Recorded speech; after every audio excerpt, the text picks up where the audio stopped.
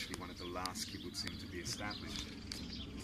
And our story is a little bit different because, as well as being established around that original idea of the agricultural cooperative kibbutz, Lotan is, as I guess the kibbutz movement is the mother or the father of the story, and the other parent in the story is the reform movement.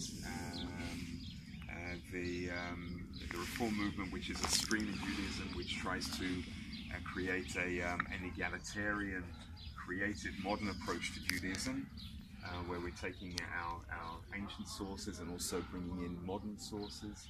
And so the idea was to create a kibbutz where this kind of cultural worldview throughout Judaism would be the basis of what we were doing.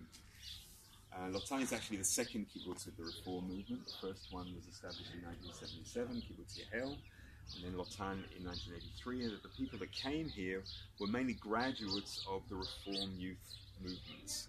So I came here, for example, from Australia in 1989. I grew up in the youth movement in Sydney, and for me it was kind of like a logical progression. Once you get to the age of 24, they kick you out of the youth movement. You're already too old for that, so you have to kind of decide, well, I had to decide, well, what am I going to do as an adult? Is this important to me? Do I want to continue it on in some way? And so the answer for me was to come to Lotan, because that was a kind of the adult kind of expression of what I've been doing as a youth all of those years. So there were young Israelis and young people coming from different countries, mainly from the United States at first. If anybody's familiar with the reform movement and NIFTY in the United States, they've grown up in that. So joining together here to create this community. Now, Lotan at the start was very much a place of young singles, young couples. Gradually, over the years, it started to become much more family-oriented. That was the first big change that we went through, from singles to families. And as years went by, there were other changes that happened here. One of the big changes that we made just over 2 years ago was a change in our economic model, because the truth of the matter is that most kibbutzim today don't follow that original purely kind of socialist model, economic model. I hate to kind of burst some bubbles here, but today most of the, in fact 3/4 of the kibbutzim are no longer fully cooperative, and they brought in a model where people actually get wages, and you get a wage depending on where you work, and you pay taxes into the community. So the community aspect of the kibbutz is maintained through individual taxes. For us on Lotan, we have a social welfare net, a safety net for people to make sure that nobody makes below a certain minimum wage. Healthcare if needed, if people get into a difficult situation with health.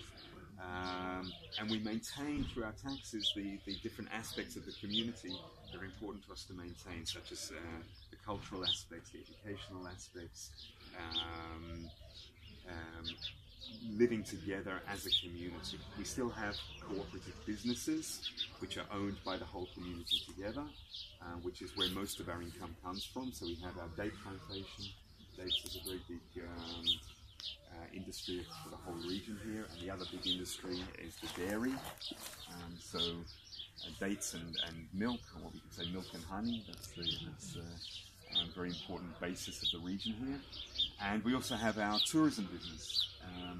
We have guest rooms here, we run our tea house, which you'll enjoy shortly, and we have our ecological tourism, our ecological workshops and seminars that we do here, which is under that umbrella.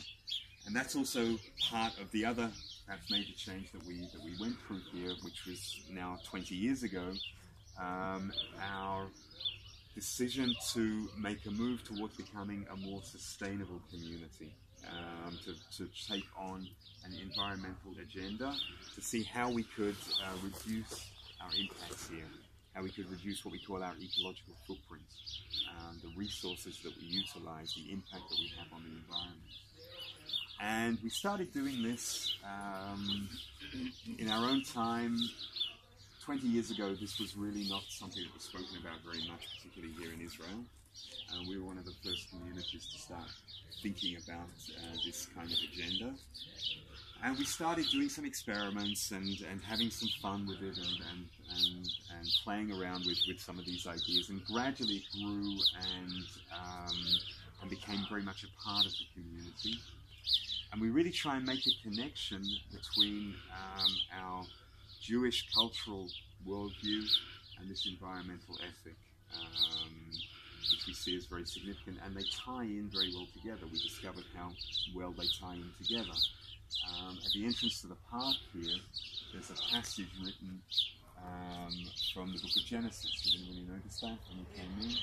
It says, God took the human being and placed the human being in the Garden of Eden to till and to tend.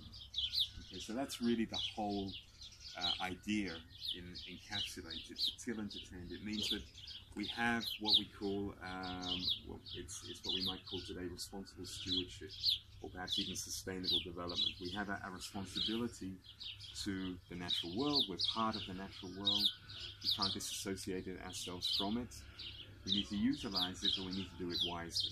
So it's finding the ways that we can do that, finding the ways that we can live well together, and live well with each other and with the environment. And we really believe that the key to that, the path to doing that, is through community, through sustainable community, through creating new models for the way people live, for how we can live together well and in harmony with the environment. So that's really what we're trying to do here, what we've been working towards over the last 20 years. It's still very much a process. The kibbutz, as I said, didn't start off like this, so we're having to make compromises and make changes as we go along and try and figure a lot of things out. But we've become a kind of a model for other places. We've established here an education centre, which we call the Centre for Creative Ecology. And we run courses and workshops through that centre, and people come from all over the world to study with us now and to learn about how to create sustainable living, particularly within a community framework.